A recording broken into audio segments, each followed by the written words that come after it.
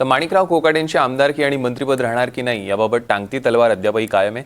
नाशिक जिल्हा सत्र न्यायालयानं हरकत याचिका दाखल केलेल्या शरद शिंदेंना उच्च न्यायालयात दाद मागण्यासाठी 5 मार्चपर्यंतची मुदत आहे। राहुल गांधी, AR अंतुले, सुनील केदार या लोकप्रतिनिधींच्या निकालाचा आधार घेत हरकत याचिका दाखल केली। त्यामुळे पुढची सुनावणी 5 मार्च नंतर होण्याची शक्यता आहे। खोटे इन्कम दाखवून घर लाटल्याचा आरोप माणिकराव कोकाटेंवर होता आणि याच प्रकरणात त्यांना 2 वर्षांची शिक्षा देखील सुनावली होती।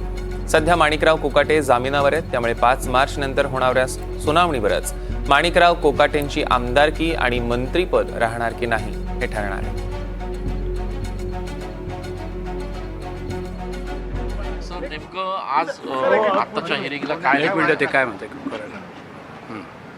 ओके काय नेमकं कोर्टाने अंजली राठोडीला अधिकार नाही या केसमध्ये, म्हणजे लोक स्टँडिंग नाही असं जरी म्हटलं असेल तरी त्याचे चॅलेंज केलं होतं। काही सुप्रीम कोर्ट आणि हायकोर्टाचे निवाडे फक्त दाखल केले होते, पण ते म्हणे तुम्हाला लोक स्टँडिंग नाही, पण रिप्रेझेंटेशन ॲक्टप्रमाणे कॉन्स्टिट्यूशन आहे हे ठरवण्यासाठी हायकोर्टाकडे जाण्यास त्यांनी 3 दिवसाची मुदत दिली आहे।